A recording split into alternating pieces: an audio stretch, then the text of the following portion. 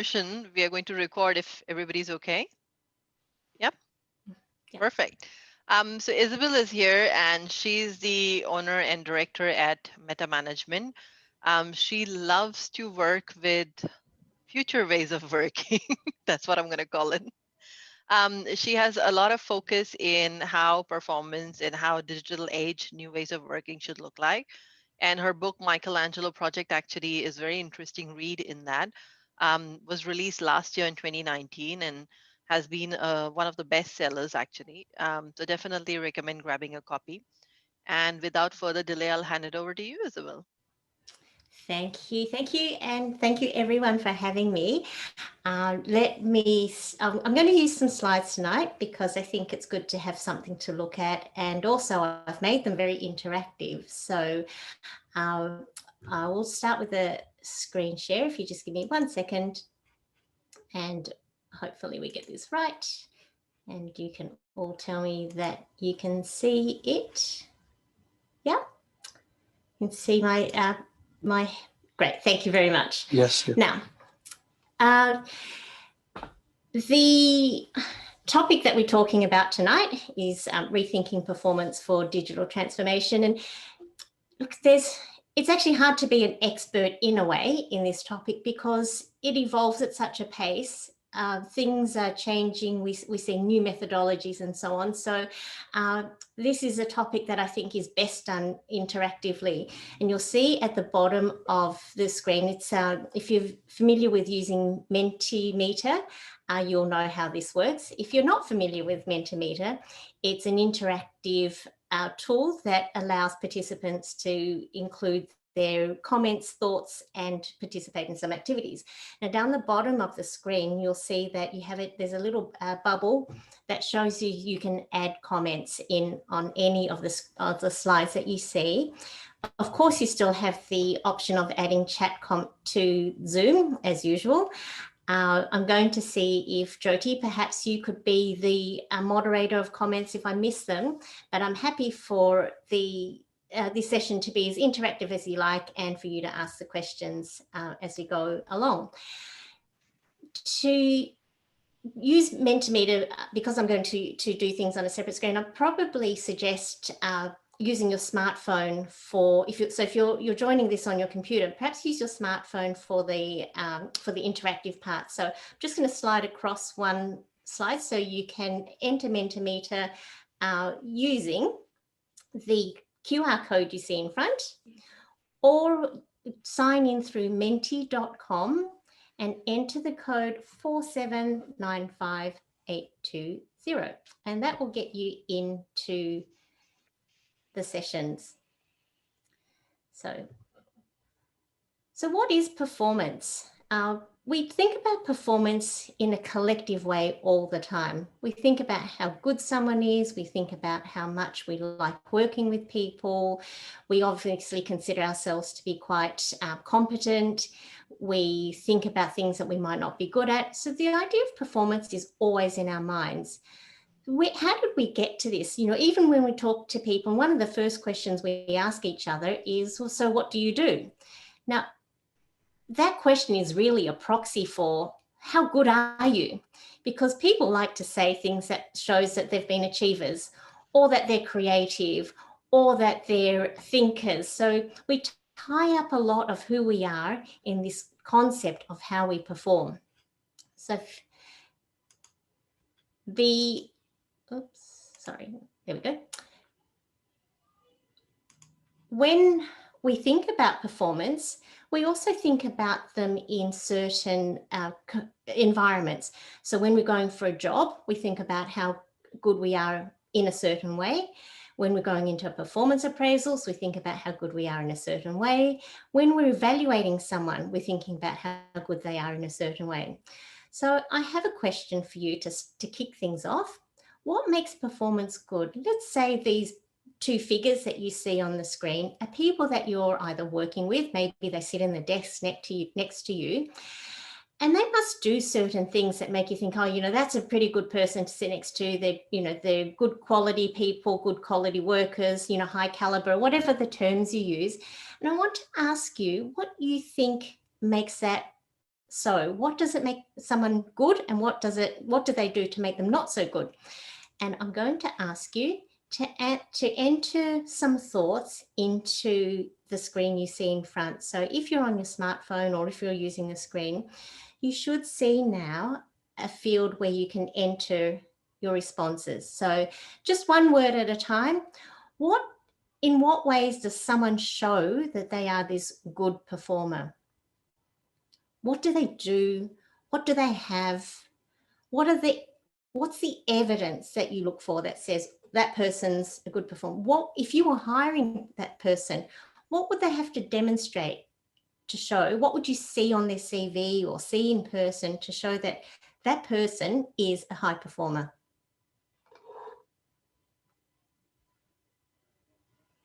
And you can enter multiple responses.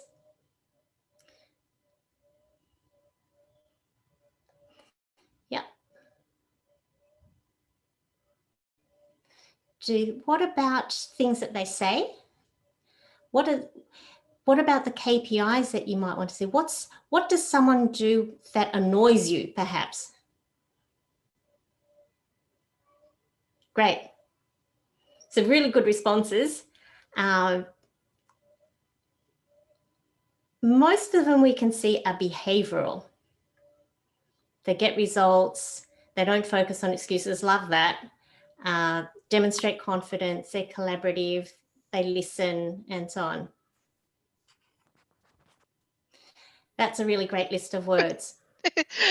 Who put my name in there? Now, it's actually interesting. Depending on which group you ask, you often get a different set of answers. Quite often when you speak to managers in service industries, for example, they actually don't want people to be too collaborative because they all have a sequence of service to follow. So you might get things like punctuality and wearing their uniform correctly and following rules and delivering things on time. So you do get quite an array, but probably it's a reflection of the group that we have tonight. That collaborative is obviously one that's come up a few times, so it's the largest in our word cloud. But what I want to ask is, how did we come up with this list of attributes that makes people a good performer? Where did this idea come from that we had to be all these things? Because if you ask most people, it's pretty universal. You will very rarely find a variance between the things that people accept as being good performing and not so good performing. So I'd like to put this person on the screen, which many of you may recognize immediately. This is a British statesman. Or does anyone know? Does anyone want to say who he is? Says his name there, Churchill. Oh, yes. Okay. So, or you could just read it. So Winston Churchill, of course, was the British Prime Minister that helped lead Britain through World War II. So, highly successful. But what you may not know is that he did all the things that we would probably consider to be poor performing. He would stay in bed till 11 o'clock every day. He didn't get up. He would read. He would have breakfast. He would eat quite a long breakfast. He actually would drink, had a glass of water with a couple of drops of whiskey in it. His secretaries would come in and he would talk to them and just shoot off ideas and instructions to them. When he got out of bed at 11, he would go outside into his garden. He was a keen gardener and he did a lot of work on his property. He would go out there for a couple of hours and walk and potter around until about 1 o'clock, when he'd have his first whiskey and soda. Then at 1 o'clock, he would have a lunch, and lunches in the Churchill household was always a very social affair. Friends, family, clients, colleagues, and so on were all at the table, and lunch would go till about 3:30. Then from 3:30 to 5, he would do a little bit of work or spend time with his wife, maybe play some games, maybe do some reading, until 5 o'clock, when he would have a nap. Between 5 and 8:30, he would do things like have a bath and spend time by himself. 8 o'clock would be dinner time, and that was also a very social affair. By about midnight, when people have left after cigars and alcohol and everything, he would then get stuck into work. Now, when you think about this and the fact that he had 2 terms as Prime Minister and wrote some very significant pieces of work at the same time, how did he manage to do this when he did everything that we would consider poor performing? He had a saying, don't stand if you can sit, don't sit if you can lie down, because he believed that energy should be conserved. And yet we value things like hard work, punctuality, discipline. And here we have not just Churchill. In fact, there are many people. Charles Darwin was also very well known for being a slacker. And there is a great article, which I'll perhaps post a link in the chat, an article called "Darwin Was a Slacker and You Should Be Too." And what people like Churchill and Darwin did, and we often see musicians, artists, writers, they're not the sort of people who do things that we consider high performing. So what I wanted to do was tap into some of these behaviours that people have and see how we can learn from them and what's relevant, particularly in our environment today. So I'm going to just show a list now and let you see which ones are more familiar to you. Now, we know a lot about performance that we didn't know in the past few years. We know that performance, for example, is much more influenced by the environment, whereas early studies on performance tended to think they were driven by the individual. And then, of course, there was the Hawthorne studies that said, oh, we actually can't figure out what it motivates performance. We think it's environment, but that didn't go far enough. So we, in the last 30, perhaps 20 years, have learned a lot more about performance. We know about flow states. If you've read Malcolm Gladwell's Outliers, he talks about flow states. We know about the importance of deliberate practice. We know about the importance of timed practice. We know about the influence of behavioral economics, and growth mindsets, of course, is a really big one. We know the brain is plastic, so can be rewired. And we know that the environment of our health does a lot for how effective we are. And then we have on the right-hand side a list of things that probably look very familiar to you, but has since been proven to be either junk science, pseudoscience, outdated science, or misappropriated science. Goal setting such as vision boards. Psychologists have found that vision boards actually demotivate people because people focus on the outcome and not the process. And that's the opposite of fixed mindset. Growth mindset is when you focus on the process, and whereas vision boards teach you to focus on the outcomes. Left and right brain dominance has been disproved. We don't each have a dominant side of the brain. Everyone uses both sides equally, unless you have a brain disorder. Learning styles, VAC, which you might be familiar with, is also being debunked. It's not true science. Everybody learns through all our senses. Personality typing it's been disproved countless times, but still very popular. Financial incentives don't work. In fact, many studies have shown if you give people financial incentives, they actually go backwards in performance. 360-degree feedback doesn't work because it's anonymous. Ranking and scoring also doesn't work. But if I was to ask you, which side of this chart, of this slide, are you either using at work or implementing or relying on for your success?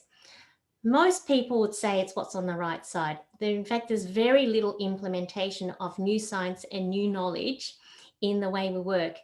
And that was something actually that I found incredibly puzzling and was one of the key drivers for why I started to write my book. In fact, so what happened was when I was in consulting, I often found that the results were contradictory to the methodologies we were told working, of course. So we were told job descriptions were very important. They give clarity. And yet as a consultant, one of the questions I would ask is, how do you, how good is your job? How well do you understand what's expected expected of you. And many people often say, well, actually, I wish I had more job clarity. I wish had more structure around what I'm supposed to be doing. And then I would ask them, do you have a job description? And they always said yes. And they'd always say, but I haven't looked at it for a long time. So there were so many things about what we were being told was supposed to work. And then on the ground, I was finding that I was getting so much contradictory evidence that I wanted to research that. And I did. I started researching. I thought it would take me 6 months. It took me 6 years. And then after about year 5, when I thought, gee, I've got a lot of material now, what shall I do with it? Along came a book. And as Jyoti mentioned earlier, I would love to offer the book to you if you would like a copy at a 50% discount. And once I receive your order, I will send you out an ebook or a link to an ebook with my compliments. So I'll show you this link at the end again. So if you would like a copy, then because you're a special friend in the group, I will have a 50% discount page ready for you.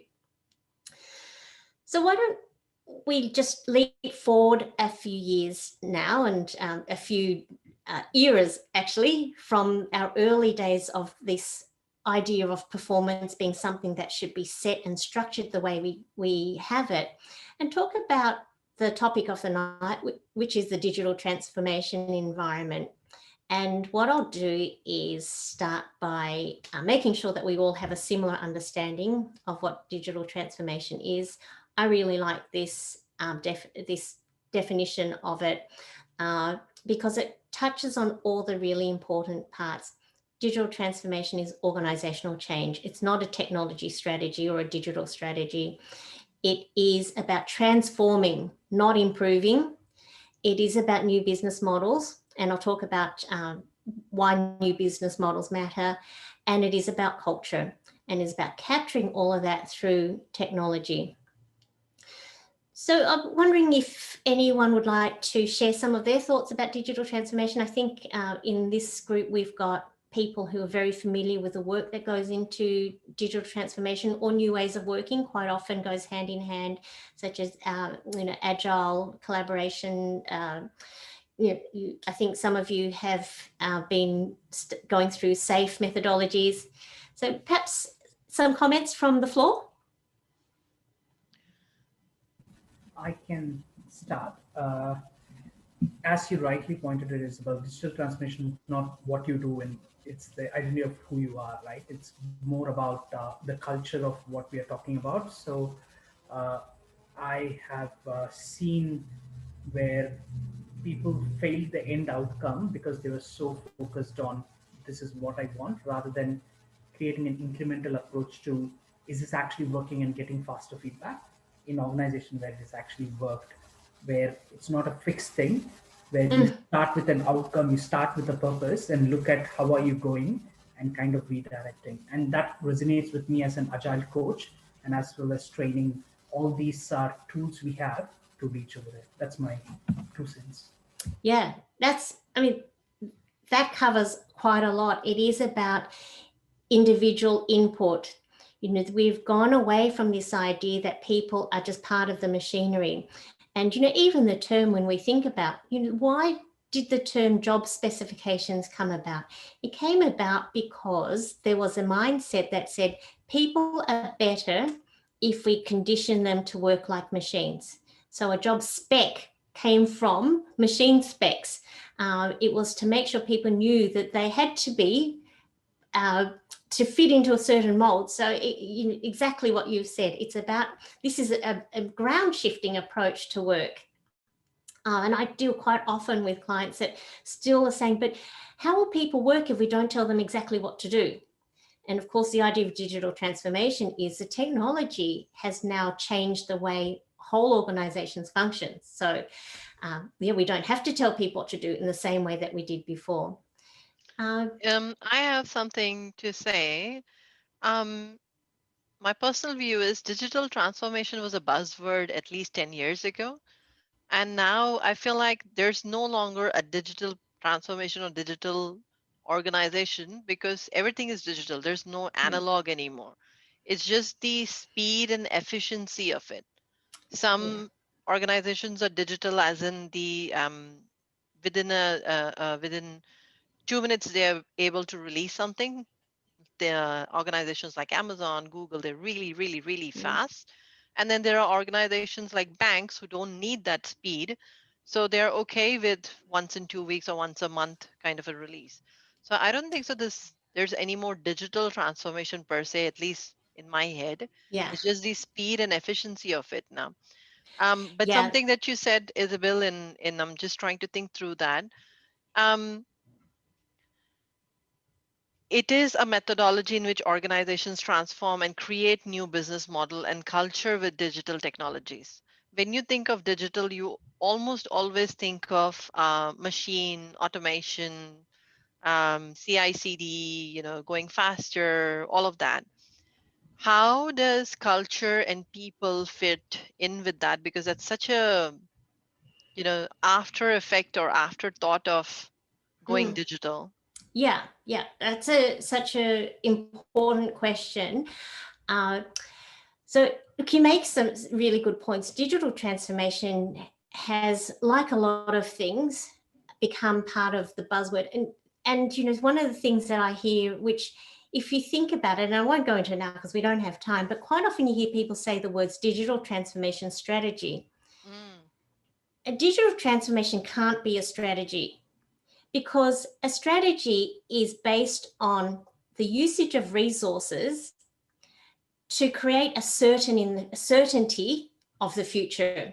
And there's in futurist thinking, and I know the way people use strategy is also a buzzword. You ask people what a strategy is, you ask 10 people, you get 10 different answers. So it also depends a little bit on usage. But generally speaking, a strategy is created to put some certainty into where you're going. Whereas a digital transformation recognizes that there is probably no certainty in where you're going. And therefore, that's why you need to be iterative. That's why you need to be agile. That's why you need to use design. That's why you need to be user centric. So by saying something is a digital transformation strategy, yeah, did if you want anyone wants to chime in, please do. Disagree if you wish, or agree. But I actually, agree with what you say, but I have a different point. Yeah. When you say that we don't have a clarity of the end goal kind of thing, but I feel like that's where we fail. I feel like at least we need to define a higher level goals, not a vision. I think nowadays we don't need to talk in terms of vision kind of thing, because we cannot define what's going to happen in next 10 years. Before, companies used to define vision for 10 years. And I think nowadays it's even tough to define 5 years. I feel like 1 year goal, define it, at least 5 years, have a bigger idea where exactly you're heading. Right now, you can't even define 5 months. 100% agree. Trust me, with the government rules changing, you cannot define a week or exactly. 2 weeks. Exactly. So I feel like not a fan of saying like we cannot define where we are heading. There is no guarantee. Digital transformation doesn't give certainty. I'm not okay with that statement. I would say that at least a higher level of where we are heading, that is a must needed, because we have people working for us. They should have a direction that where we are heading. But at least we need to be able to define on a monthly basis at least how our product looks, how our service looks, kind of thing. Absolutely. People need clarity and people need structure. People need to use, if you think about, I use this analogy. If you think about the most elite sports people, what makes them amazing at what they do is because of the presence of rules. If there were no rules, your foot can't be here, your arm can't do this, you can't touch, you can't tackle this way. If there were no rules, performance wouldn't matter. But the fact that there are rules that apply to everyone, whether you've played for the first time or the 10,000th time, that's what makes performance good. So I absolutely agree with you. You must have a sense of clarity. You must have a sense of purpose. You must have a sense of direction. And I won't cover those tonight because we don't have time, but I will ask you to perhaps have a look at this list. And just going back to Menti, feel see how you would rank them. Which ones would you put right at the top? Which ones would you say is not so important? So just in a next a few seconds, perhaps you can move them around.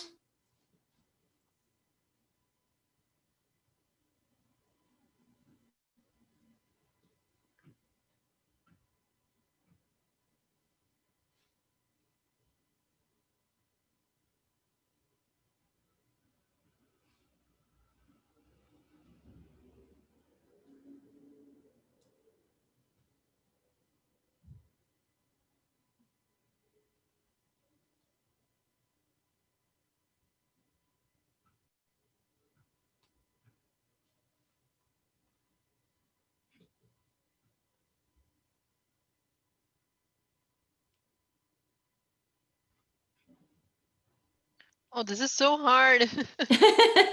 Romy, welcome aboard. Are you doing the Mentimeter thing? Yes, so if you look at the I top of the am. screen, there is the code to jump into this particular quiz.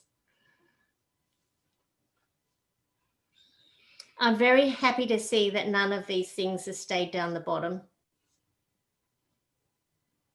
Oh.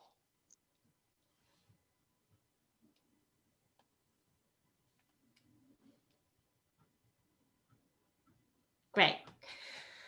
So what I want to move on to is looking at taking on some of the things in this list. So, really this this quiz was just to get us thinking, get our mindset going. And I'm going to move forward a slide. So if you're still working on this slide, continue to do so, and you can catch up when you're ready. And ask you another question. The question is, how different are the skills and attributes that we've just been discussing in the last few minutes compared to the traditional measures of performance that we've seen earlier, or that you might be seeing in some of your workplaces? Something that Jyoti, you said is about there is no such thing as a non-digital transformed organization anymore. And I think that's true, but often the organization is still stuck in the old ways. But they're a digital organization because their customers are digital. And when your customers go digital, whether you like it or not, you're a digital organization. And if you haven't internally fixed yourself to be able to respond to the expectations that a digital customer has, you're in significant problem. You need a lot more than a digital strategy. You absolutely need your digital transformation. Yeah, it is an inverse. It's very hard to convince people who only know one way of working to embrace another way. And many of you would know that the reason for that is because the original methodology of management is modern day management, which is not that modern. We're talking about 100 years ago. If you look at things like Taylorism, that came out in 1911. Some of the structures of management, the bureaucratic structure of management, I think it was 1894 when it was released. I mean, that is over 100 years ago. It sounds bizarre, but the systems that we're using today, authority going with roles and so on, that is more than 100 years old. So of course, when you're talking about an environment where we've got a digital environment, whether you're externally digital or internally ready, it is the inverse. Isabel, but amazingly, because the speaker before this was Christiane, and she was talking about the personality types. And something that you had on the right hand box was MBTI, the personality type. So are you saying they don't hold true anymore? That's a really tricky one. Yeah. If you look at the way most personality or the way most typing has been developed. So Myers-Briggs is, for example, Myers-Briggs is, many of you might know, it's a mother and daughter team. Neither of them were scientists, psychologists, biologists. In fact, the mother, I think, studied agriculture, and the daughter was homeschooled.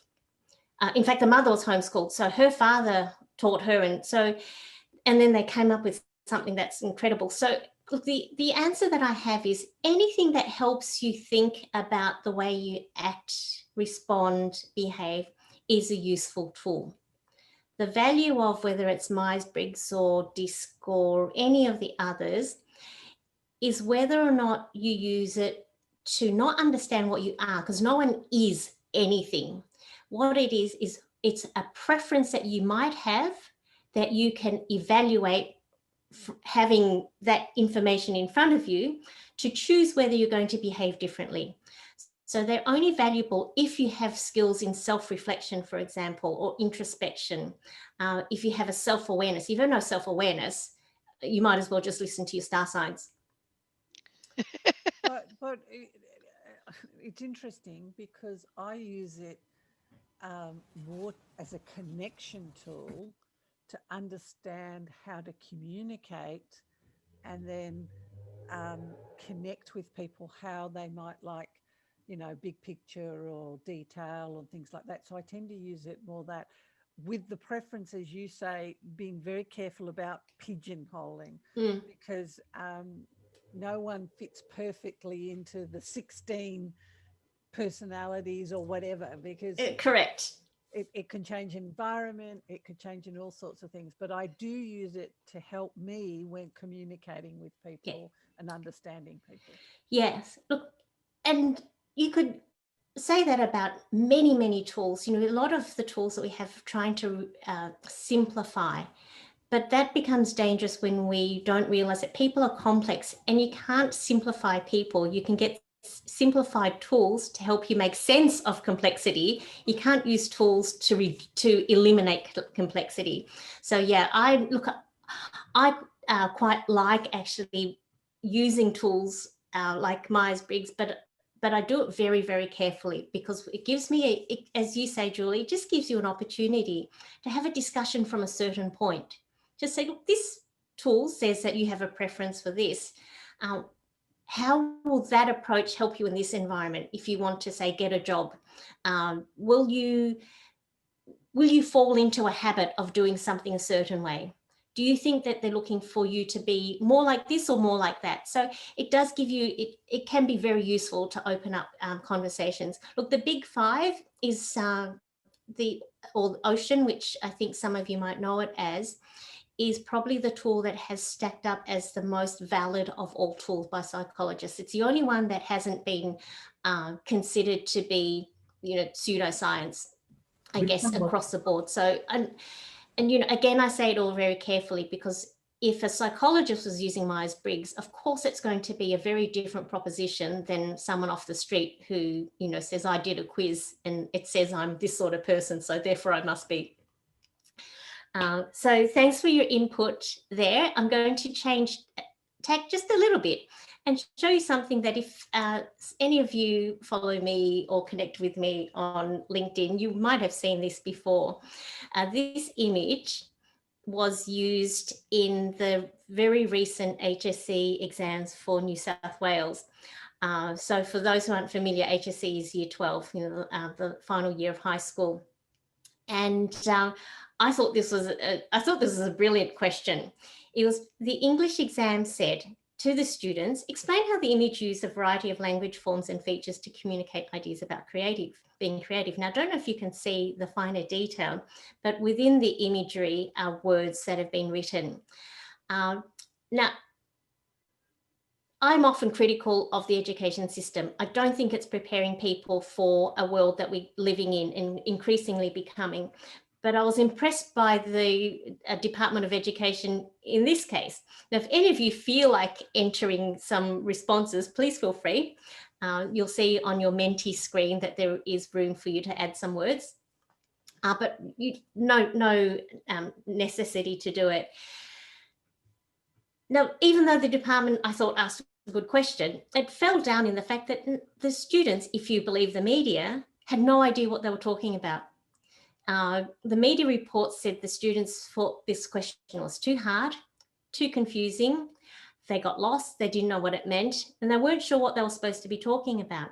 And that's, I guess, it's a bit of a concern, because the beauty of the question that was being asked is it was asking people to draw conclusions from various points of data. Now, of course, this wasn't numerical data, but there was a lot of data in this image, data about colors, data about contrast, data about shapes and forms. And it asked the students to make patterns, draw conclusions, or create some sort of solution out of something that's quite abstract. And the students found it incredibly difficult to do. Now, if we get to the point where we have, and evidence says this is where we're going, where we have students that can't answer these questions, we're going to have a workforce that can't answer these questions, which means that we have a workforce that is going to be very ill prepared for a world of digital transformation, because the idea of this constant change, this user-based approach, this problem-solving approach. I mean, digital transformation is about solving user problems in the end, isn't it? And if we don't get that right, if we don't have people who know how to form a problem statement out of some data, then we will have a problem of organizations not having people to hire and people not finding the jobs that they want. So I'm going to move into a little bit of an activity now, which I hope we can take, if you won't mind, we take a few minutes to do. I've prepared an interactive whiteboard, and I will switch the whiteboard, and I wouldn't mind having some volunteers to help me with this. If you'd like to volunteer, you could raise your Zoom hand or let us know, and maybe I'll let Jyoti, maybe you could pick the volunteers, so we can have more than one person doing this. If Technology savvy people, I'll pick Darren, of course, and I'm going to pick Harshita. Great. So if you are happy to volunteer, please go to this site, or maybe I can let me drop the link into the chat as well to make it easier. I still have that image stuck in my head, the pencil. Yes. Okay, let me try to share. Oh, okay, great. Well, someone's already in. Let me know if you also want to drop in and you're not able to get in, and I'll give you the link to enter. So, okay, great. Now I'd like two of you to maybe each do about 3 similar shapes that you can see in front of you, just these little squiggles. If you put perhaps 3 of them, okay, so maybe I'll be so bold, if you don't mind, I might remove your non-squiggles. So if you haven't used Allboard before, it's pretty familiar to most of you, I believe. And yeah, so if you can just use your mouse, or if you're on your phone to trace, yeah, great. And just pick up a pen, which is over on the left. Yeah. Okay. And perhaps it's harder if, I mean, I've got a stylus, so, you know, my life is a lot easier. And all we want to do is just 3 or 4 swirls, if you can, just kind of squiggly swirls. Great.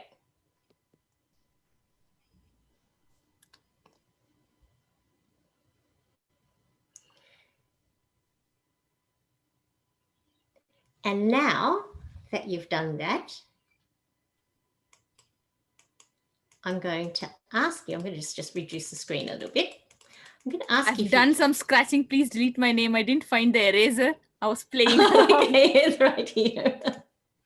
So hang on, let me just select some of these scratches. It's this is, I'm not sure if you've used this tool before. It's very funny. It's so like a physical whiteboard. It's not funny. If you delete something, it doesn't come back, just like a real whiteboard.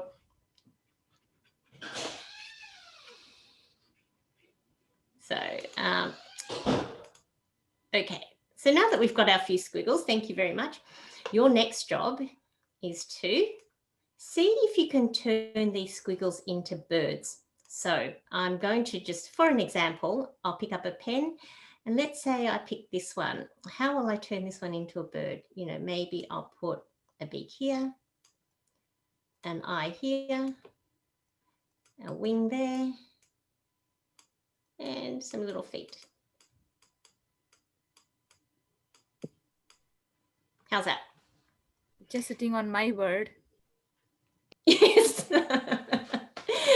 So if our volunteers would like to give that a try, how can you turn the rest of these squiggles into birds?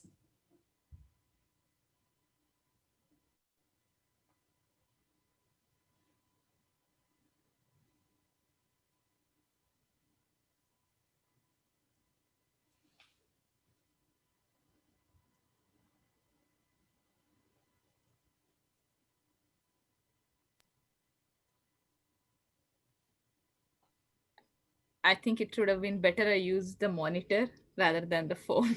If anybody wants to try, better use the laptop.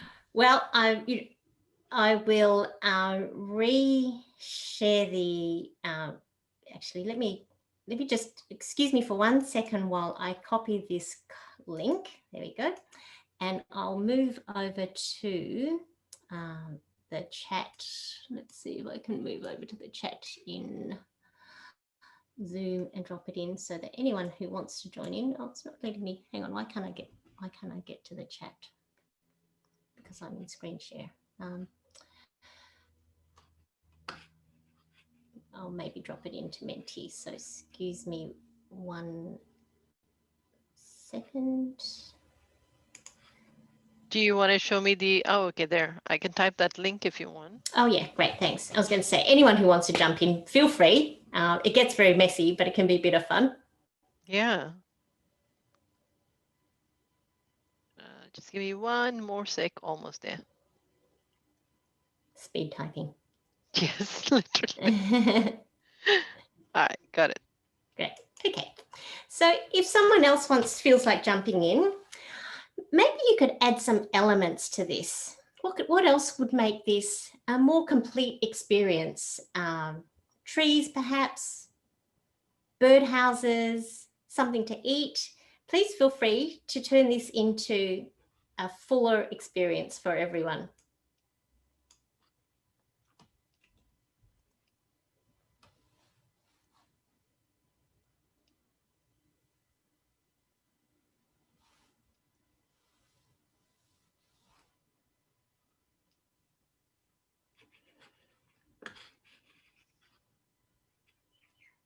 We can add more over here.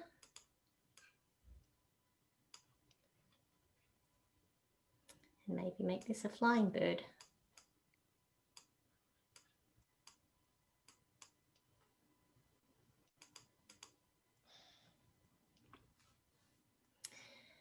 Yeah, oh great. Some people have got color going, so fantastic. So we can do maybe a tree.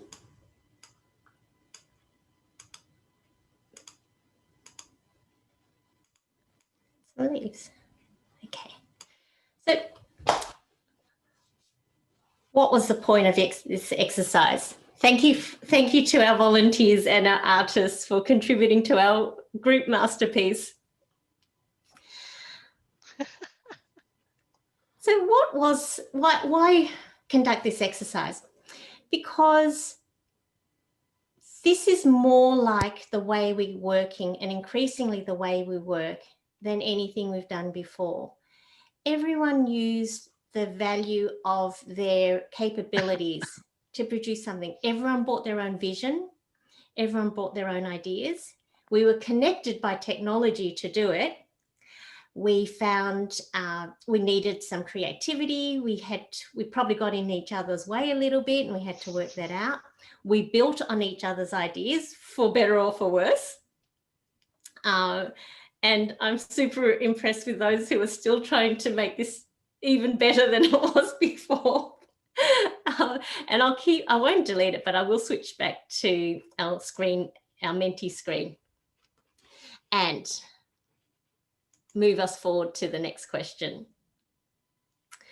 Now, for everyone that was there, whether you participated or not, perhaps you could add some words in, just a few, of what you liked, enjoyed, learned, or experienced, either as a participant or an observer of this exercise. So did it make you laugh? Were you confused? Just enter any words that you like.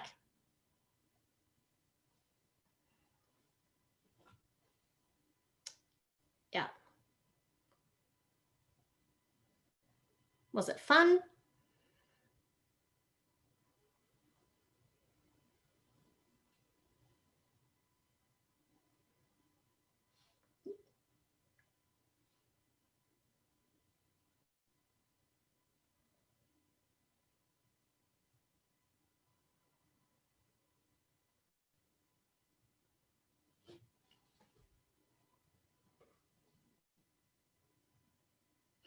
And we've seen through the last few months of, being in lockdown and having to deal with a pandemic, that this is looking a lot more like work as it is today than it was going back a few years.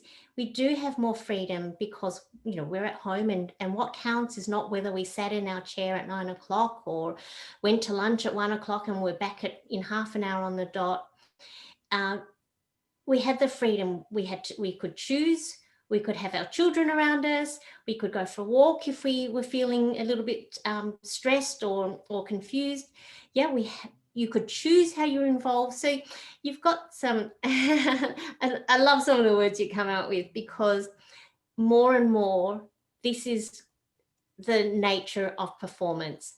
The mechanistic ways that we used to talk about ourselves. And think about what you write.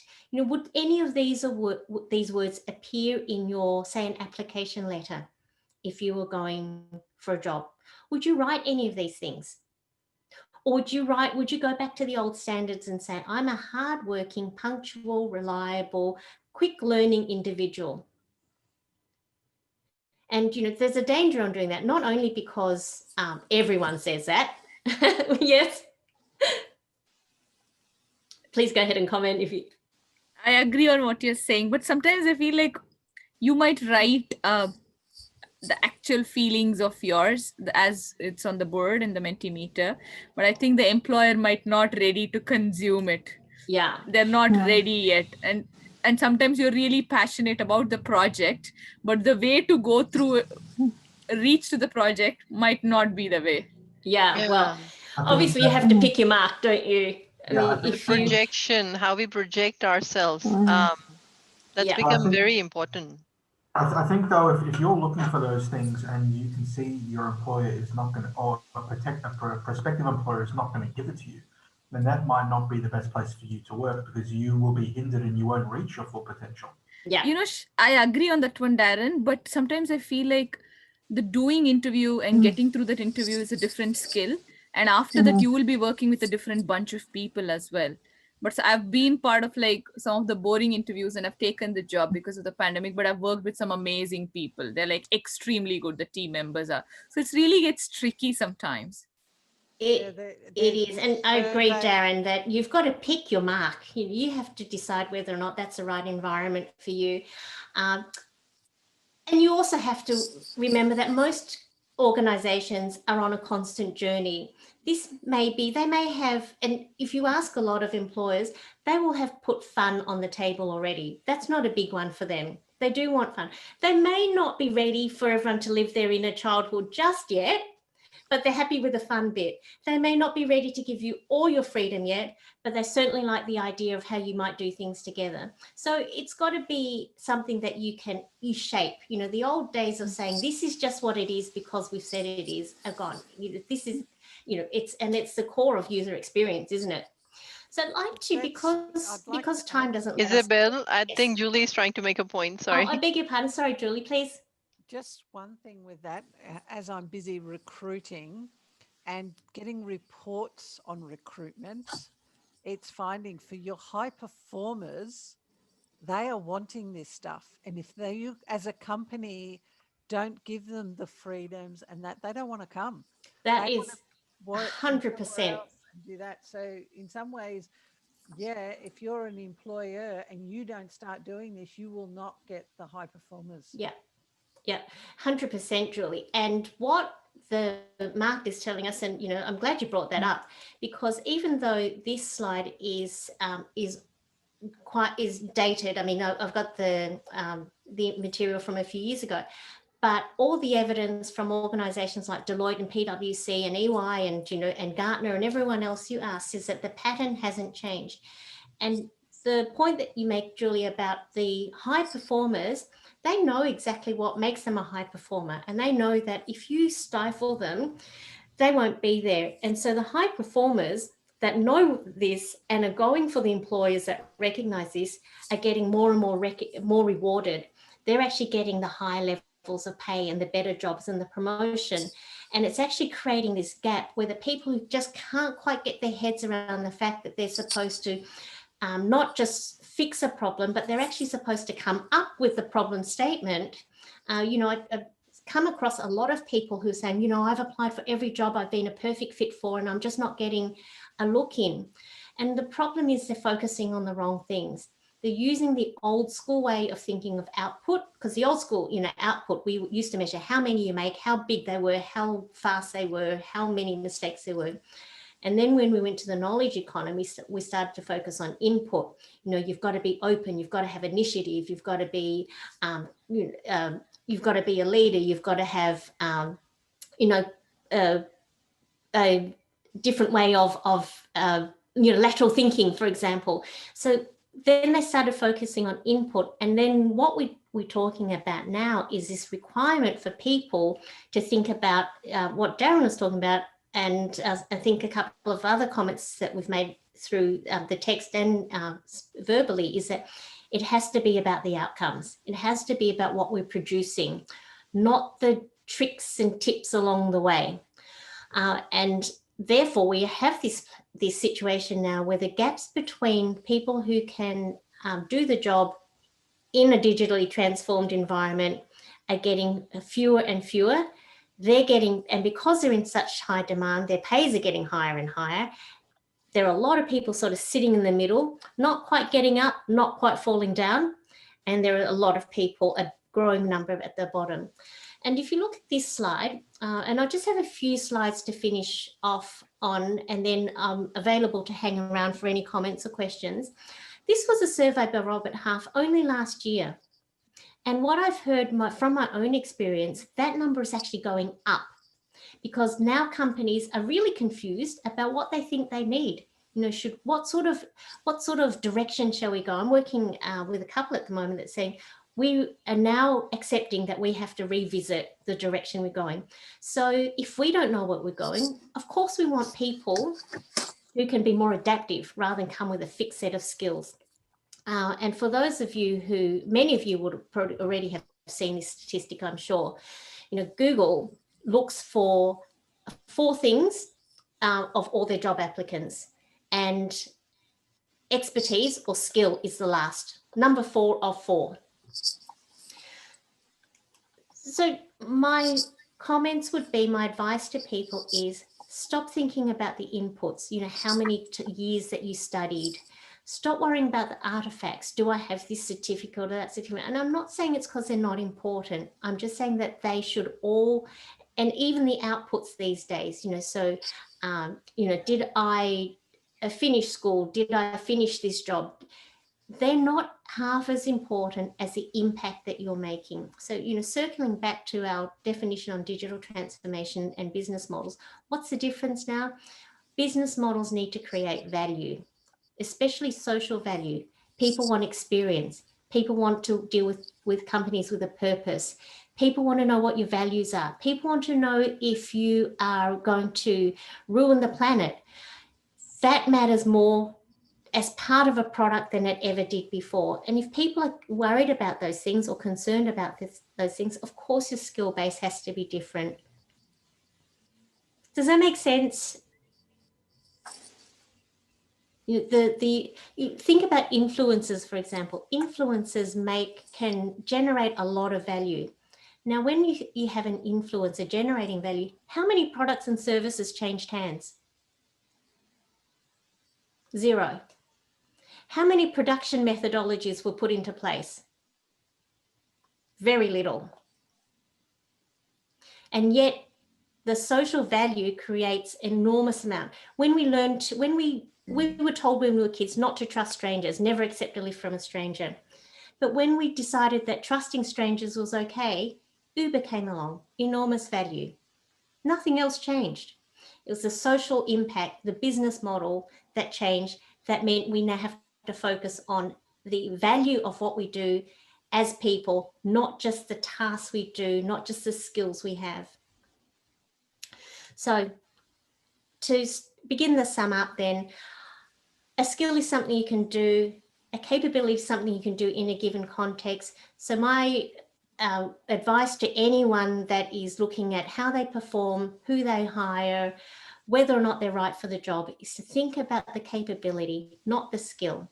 So a skill is, if I asked you, can you strap on a parachute? You might say, yes, that's the skill. If I asked you, can you jump out of a plane at 10,000 feet? That's a capability. The capability is whether you can do something in a specific context. So if you're worried I can tell about... you now for that one, I'm not jumping out of no plane. So I could say to you, can you sing, Julie? Well, I could. Yeah. Quality Could you might not sing in be an auditorium of, say, 30,000 people? So, on my own. yeah.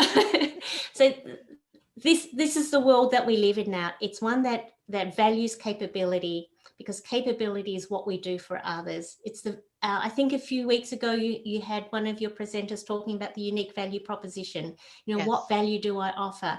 That's your capability. A capability without value is nothing. People don't value it. But it's when, anyone can sing, for example, but when you hear someone who sings in a way that resonates with you, that's what you're looking for. So because this is something that I've been working on for a long time, I've put together a program that I have called Up-Level. Up-Level is a program that over 6 weeks I share content on how to build capability, especially capability for a digitally transformed world, a digitally transformed environment that we live in. And the reason that I've put this together is because I firmly believe that good work, not poor work, insecure work, routine, horrible work. I think we have enough wealth and we have enough technology in a society that we shouldn't have to do that anymore. People should be able to earn a decent living.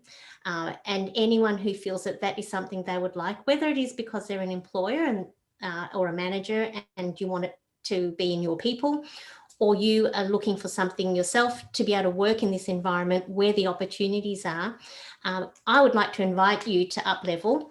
It is in its early stages. So we're only just launching it, but if you'd like to come on board in this early beta stage, I'll invite you to come on. Please just contact me.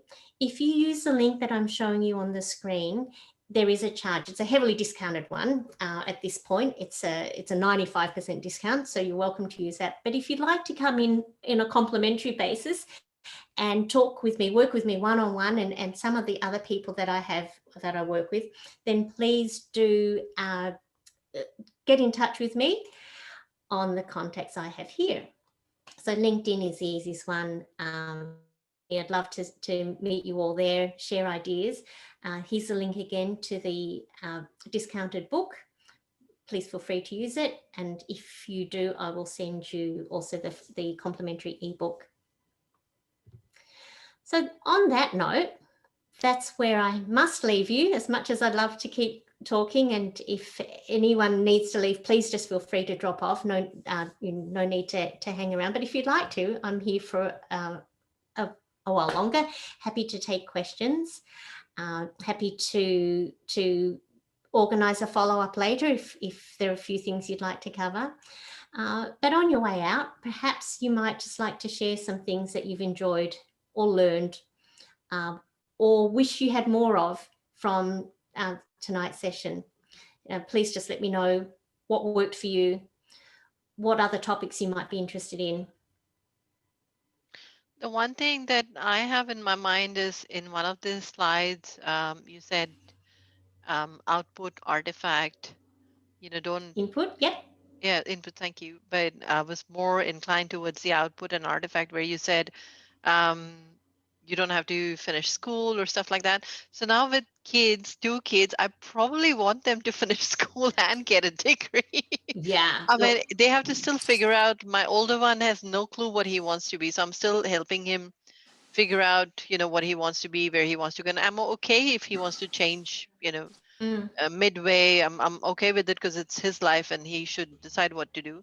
Although I'm going to take Kate's coaching on that because she's a little ahead of me in terms of parenting. Right. What age, Kate?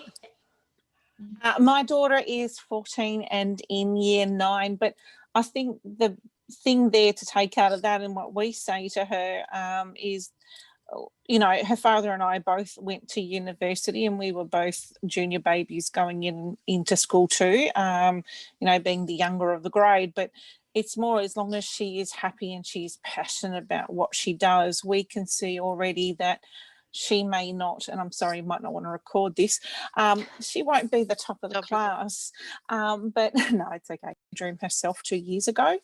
At the age of 7, she actually organised her own birthday party. Do you know what I mean? Right. So she has great so she rang the place up, asked to do an inspection, had worked out all the costs to sell it to me, sent me 100 pictures of birthday cakes. So it comes down to, you don't need a uni degree to do that. Yeah. And that was all about a lot of capability and obviously influencing skills, even at the age of 7. And just things like, with everyone here, if you've done an agile course, or, you know, you're safe at Scrum or anything like that, at the end of the day, you didn't need a uni degree to do that. Right? Right. So I don't think that is of much value. I think that's a very old school thinking. If you're a UX designer, CX designer, you don't need a uni degree to do that. And the jobs, if 10 years time, they may not need it. And you'll see universities actually trying to probably compete with a lot of the accreditation or certifications that are being done now, with people moving away from that. Yeah, you're right, Kate. I actually do have a number of clients that I've worked with in the education sector, and they feel very caught now, because they've been promising that there is this whole new world waiting at the other end of a degree. Yeah. And at the same time, they know that promise they can't make that promise anymore, but they can't drop it because they've promised it for too long to too many. Oh, absolutely. When I started in my career, and I won't name the firm or organisation, but you could not get management without having a degree or studying for a degree. So, you know, that makes it very challenging, and you do not need that anymore to be a manager. You look at Lindsay Fox, right? He, look at the zeros against his name. He didn't even finish year 10. Yeah. Right, yes. He's got street smarts and vision and strategy and everything else versus actually an educational smart. And you can say the same, you know, Richard Branson didn't finish school. Albert Einstein couldn't even get through primary school. Yeah. Who else do we have? Bill Gates didn't finish studies. You know, the list of people Mark Zuckerberg. Mark Zuckerberg, yeah. Yes. And Jodie, you probably might not want to hear this, but my daughter's 18, and at the end of year 9, the end of year 10, she left high school for all the reasons Kate mentioned. And one of the things that drove that was because, you know, when I work with clients, recruiting is a big part of what I do.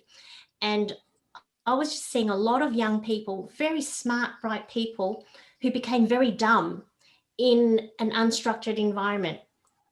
And I said to my daughter, I said, learn other smarts, go and try other smarts. And probably what you're saying, Kate, resonates because the first thing she did, I said, you can't do nothing. This is not an excuse to do nothing. You have to do something. And so she did a certificate for in design, and it was design fundamentals, which meant she did web design, you know, graphics and, you know, whole scope of design. And she came at it that saying, I've got a whole new way of thinking. She's actually since decided to go back to university, but she chose to, but she's worked in the meantime. She currently holds, you know, 3 different jobs. She volunteers, you know, coaching young people, you know, from disadvantaged backgrounds in homework studies. Because she wasn't stressing about year 11 and 12, she had all these other life experiences and had to figure out the world like your daughter does, Kate. Yeah. And then decided that she actually did want university as well. I think one of the best schools I've seen, and it's actually down near past Lawn, actually, it's a surf school. So all the kids are actually surfers, and they're trying to obviously get into competitive surfing. But the actual education is designed around the actual surfing. So what kind of mathematics or biology and everything do I need to be a surfer? So everything they need to learn about mathematics, science and everything is actually played back in their language. Yeah. If that makes sense. So it keeps them interested, Yeah. you know, because they're playing it back into something that they're passionate about, instead of just being a widget. Yeah. And you must be taught this way to understand it. Yes. Yeah. And I think we owe the younger generation a better start than we're giving them, frankly, through the current system. So that, again, that's a huge topic that needs absolutely.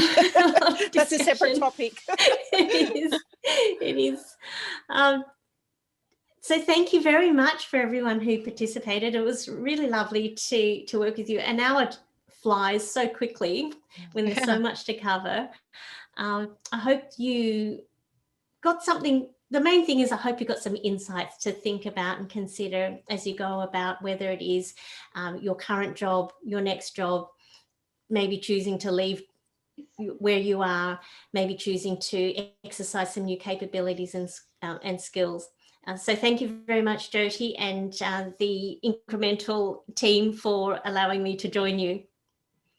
Thank you for coming. And like I said, I have already got my book. So how do I, should we send you our email address? Like, how do we get the ebook version?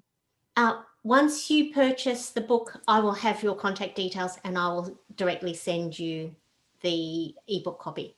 Perfect. Yeah. And definitely, I'm seeing in my mind, I have some fixed ideas, and now I'm challenging those right box thingy, because they were there, and I do read my star sign, Isabel.